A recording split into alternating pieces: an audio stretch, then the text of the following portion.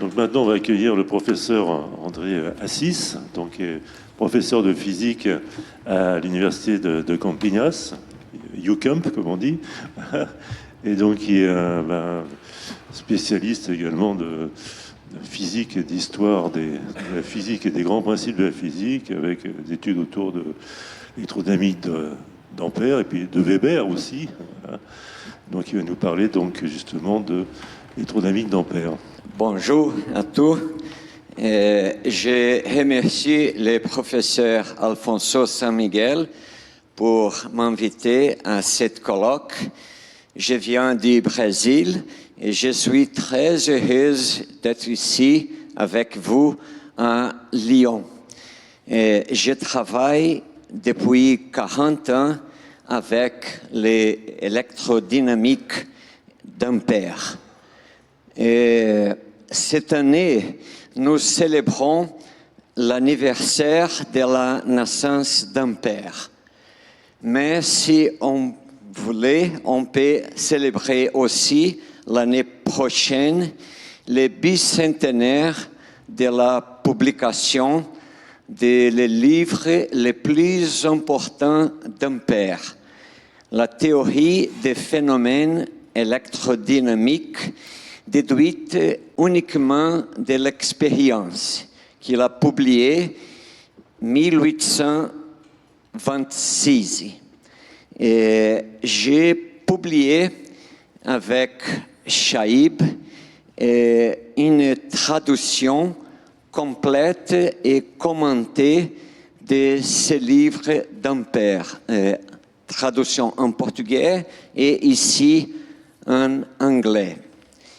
Et j'ai fait aussi avec Bucciarelli, et on a publié une traduction des mémoires de Coulomb sur la balance de torsion et ses travaux d'électricité et magnétisme. On a traduit et commenté en anglais. Et Bucciarelli, il est professeur d'ingénierie au Massachusetts Institute de Technologie, MIT, aux États-Unis. Et cette traduction est la traduction des livres d'Ampère. Ils sont disponibles gratuitement à ce site, à cette adresse-là. Et Ampère, je présente ici, là-bas, la force d'Ampère entre deux éléments de courant. D'avant Ampère, on avait la loi gravitationnelle de Newton et des forces similaires qui sont dues à Coulomb. La force entre charges électriques et entre pôles magnétiques.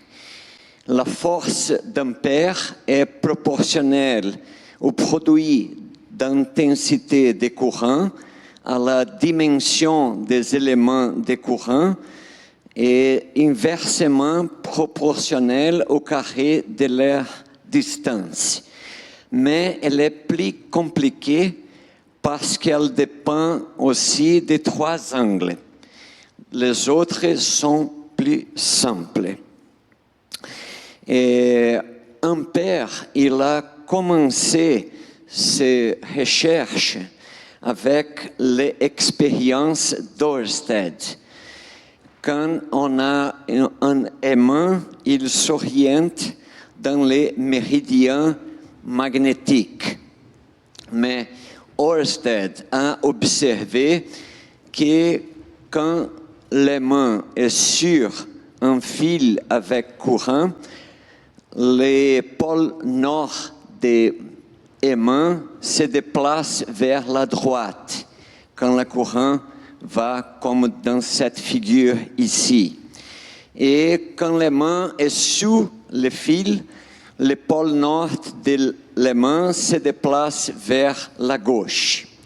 Il y avait beaucoup d'interprétations différentes de cette expérience fondamentale d'Ørsted. Et l'interprétation d'Ampère est fascinante. Il a avancé des hypothèses. Il a postulé l'existence de forces d'attraction et de répulsion entre des fils avec courant qui n'avaient été observés auparavant.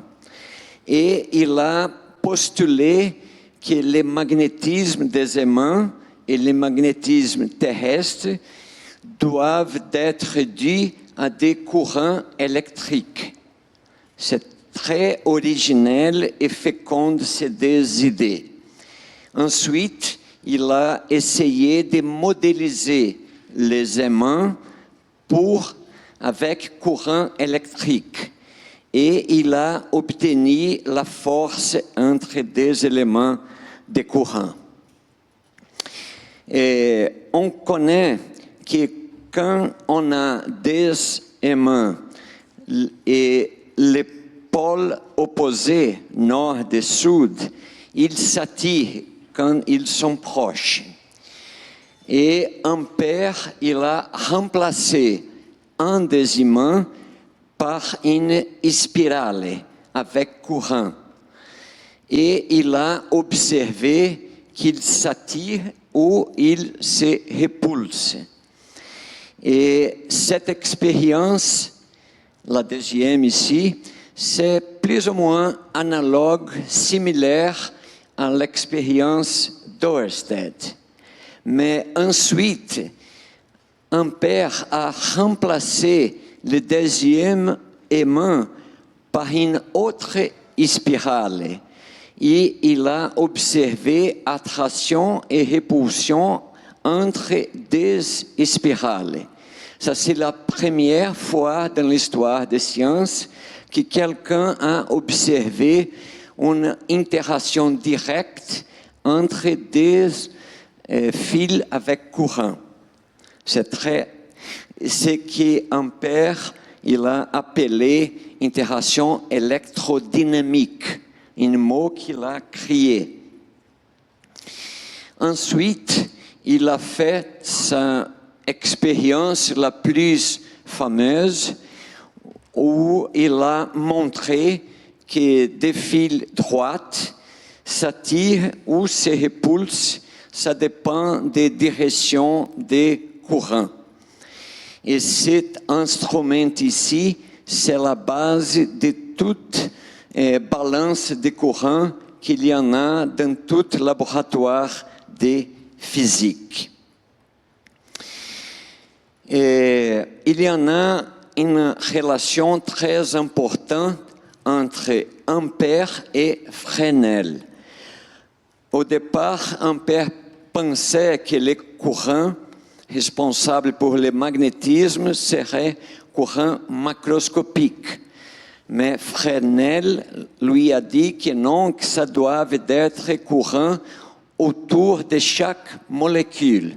Ça veut dire courant moléculaire. Et Ampère a adopté cette suggestion de Fresnel. Et de sa part, Fresnel, qui travaillait avec l'optique, pensait que les ondes lumineuses seraient longitudinales. Mais Ampère lui a dit que non, que ça doit être ondes transversales. Et Fresnel, il a adopté cette suggestion très importante d'Ampère. Je présente ici la force d'Ampère qu'il a obtenue au départ en utilisant argument de symétrie. Et les trois angles sont montrés dans cette image ici. Au départ, il y en a une constante K qui, pendant 2 ans, Ampère pensait que cette constante serait nulle. Mais en 1822, il a découvert que cette constante K, c'est moins 1,5. Et ici, je présente la force finale d'Ampère. Dans la notation d'Ampère plus haut et ici dans la notation vectoriale moderne et dans le système international d'unité. La force d'Ampère est toujours centrale, est toujours dans la direction qui connecte les deux éléments de courant. Il n'importe pas leur direction dans l'espace. Et elle satisfait la troisième loi de Newton, la loi d'action et de réaction. Ça, c'est la force la plus importante d'Ampère.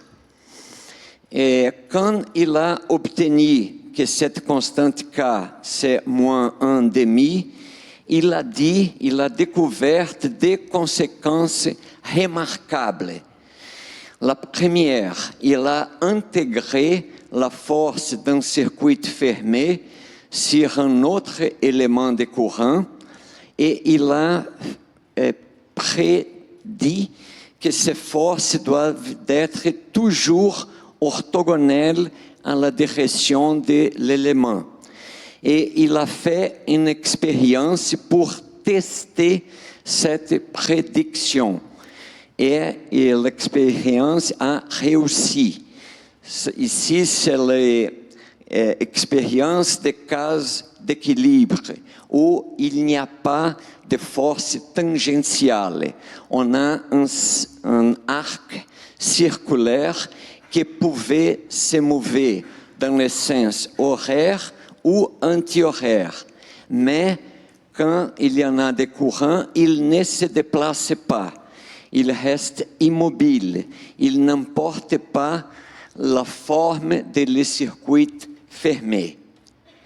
Et il a obtenu une deuxième conséquence remarquable due au fait que la constante K, c'est moins 1,5. Il a prédit que des éléments de courant qui sont collinéaires et quand les courants circulent dans la même direction, les deux éléments de courant doivent se repulser. Et il était totalement surpris par cette prédiction. Et il a fait une expérience pour tester cette conséquence. Et cette expérience est connue sur le nom d'expérience du pont d'Ampère. On a des récipients remplis de mercure. Et quand un courant circule dans cette expérience, les ponts B, C, D et F se déplacent vers la droite.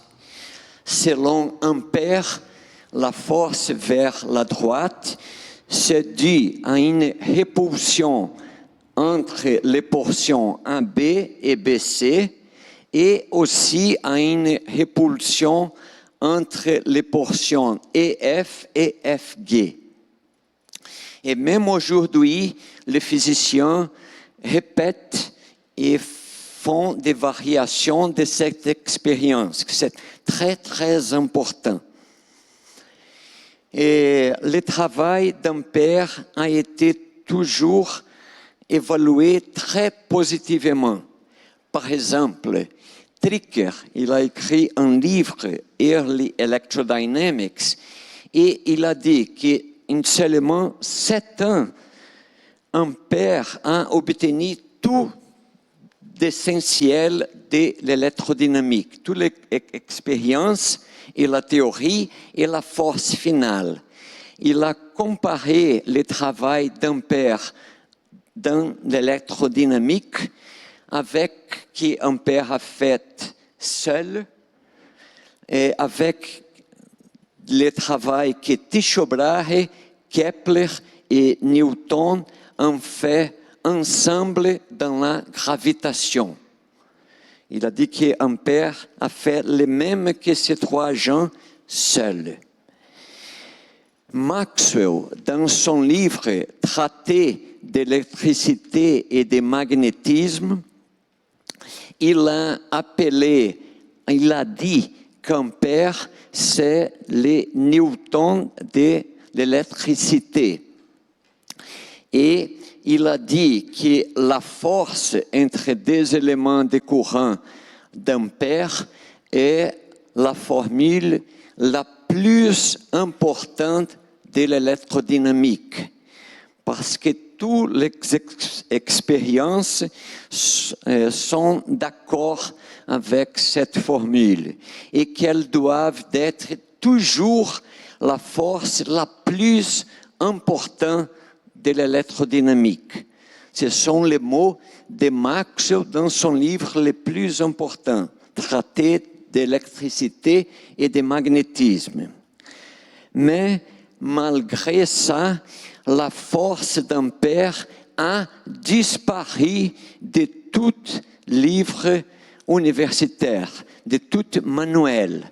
On présente seulement la force théorique des mathématiciens allemands Grassmann, qui est de 1845. Grassmann n'a fait jamais une seule expérience de physique. Cette force de Grassmann vient seulement de sa tête, mais c'est la seule force qui est présentée aux étudiants universitaires comme ici. Ils n'apprennent pas la force d'Ampère. Mais Maxwell connaît non seulement la force d'Ampère, Maxwell connaît aussi la force de Grassmann. Et dans son livre d'électricité et magnétisme, Maxwell a comparé ces deux expressions de force et avec deux autres expressions qui viennent de la tête de Maxwell. Et il a fait une comparaison et il a dit comme ça. De ces quatre hypothèses différentes, la force d'Ampère est sans doute la meilleure parce qu'elle est la seule qui rend les forces sur les deux éléments de courant non seulement égales et opposées, mais le long de la droite qui les joint. Ça, ce sont les mots de Maxwell dans son traité d'électricité et magnétisme. Mais même avec ces jugements de Maxwell, la force d'Ampère a été effacée des manuels universitaires, même ici en France, je crois.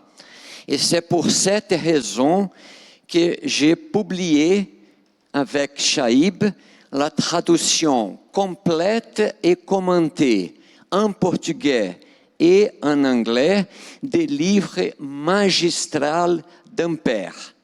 Moi-même, je ne crois pas en la force de Grassmann, parce qu'elle ne satisfait la loi d'action et réaction de Newton. Je crois seulement en la force d'Ampère. Et je travaille, il y en a 40 ans, pour faire le travail d'Ampère plus connu. Et j'espère que vous pouvez aider en cet effort en France, parce que j'ai publié déjà en anglais. Mais même en France, je crois que la force d'Ampère a été totalement oubliée.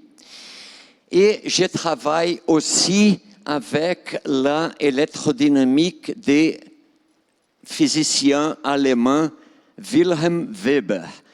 Weber, c'est le seul physicien qui a développé la recherche d'Ampère. expérimentale et théorique d'Ampère.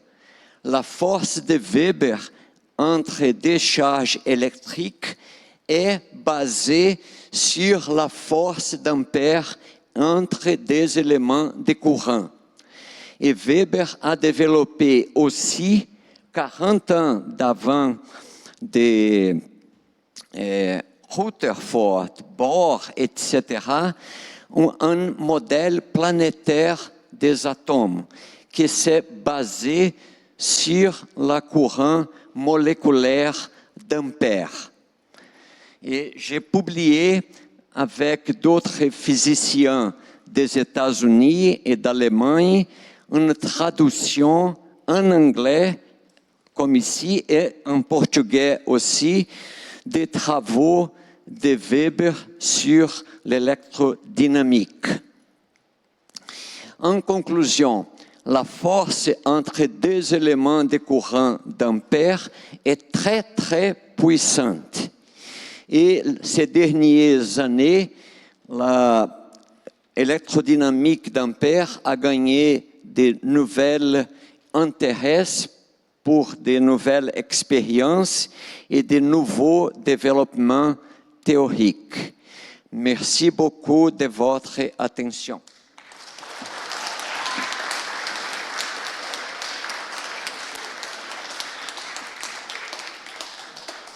Merci beaucoup, professeur Assis,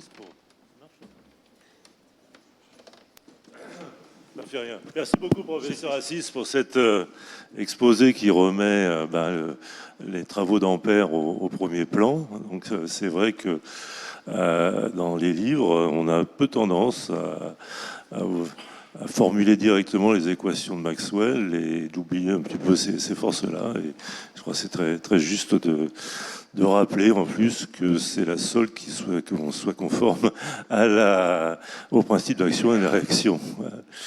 Je pense qu'il y a des questions. Oui. Oui, merci beaucoup. Là, c'était vraiment passionnant. Il y a un nom qu'on n'a à peu près jamais entendu dans cette conférence, c'est Biot et Savart.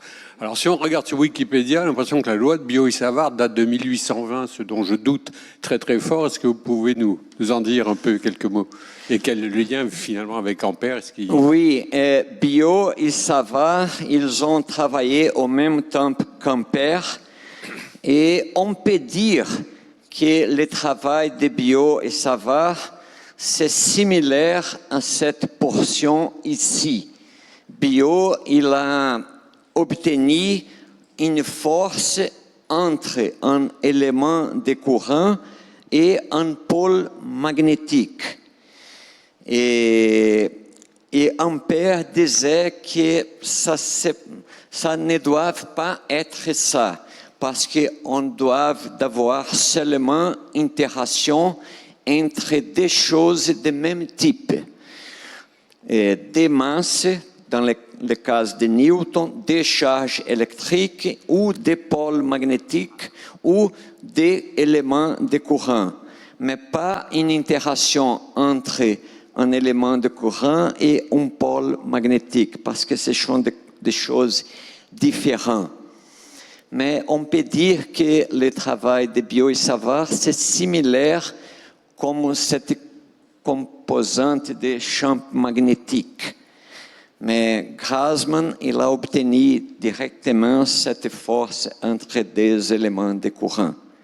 Il y avait beaucoup de discussions entre Ampère et Biot. Ils étaient un champ opposé dans la physique ici. Très bien, merci. Une dernière question peut-être? Oui.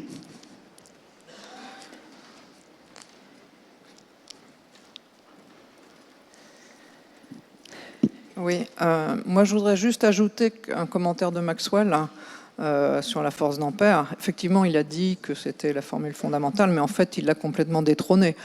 Et ce qui est intéressant aussi pour les étudiants, c'est de voir qu'en science, il peut y avoir des explications différentes. C'est ce qu'a dit explicitement Maxwell. Il y a deux manières de voir les choses. Oui. Voilà.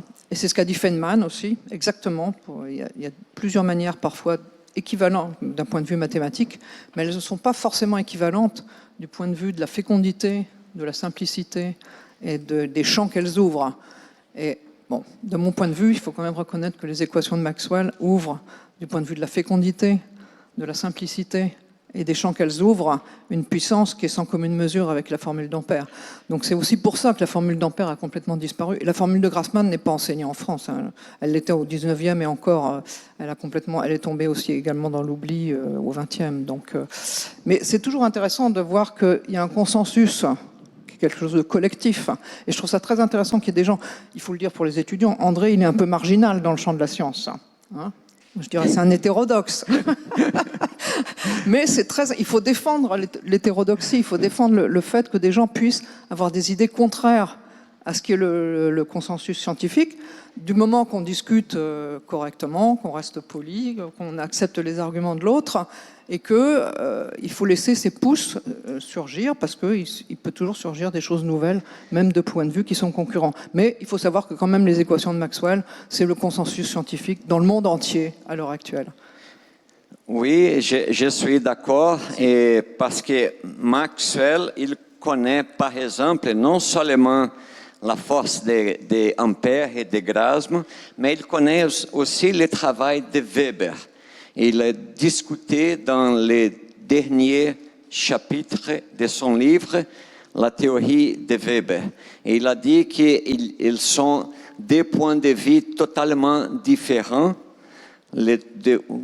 Une s'est basée en la notion de champ et l'autre de l'action à distance, et que pour Maxwell, ils seront équivalents. Mais c'est intéressant que pour ce cas spécifique, il connaît la force de Grassmann. Et Maxwell lui-même, il a dit que la force d'Ampère, c'est meilleure que la de Grassmann. Il n'a dit qu'elles sont équivalentes. Maxwell lui-même, il a dit que la force d'Ampère est meilleure que la de Grassmann. Et moi, je suis d'accord avec Maxwell pour les mêmes raisons. Moi, parce que je crois en la loi d'action et de réaction de Newton, dans ce cas spécifique ici. Mais je remercie de votre remarque que je suis d'accord avec Christine Blondel qu'il y en a quelquefois, 3 fois, manières différentes d'expliquer un même phénomène ou un ensemble de phénomènes. Et c'est très important. Merci, donc je crois que c'est bien de le dire. Et puis on pourrait rajouter aussi qu'il y a la théorie de la relativité, mais finalement réunifie un peu tous ces points de vue. Bien, écoutez, je remercie encore une fois le professeur Assis.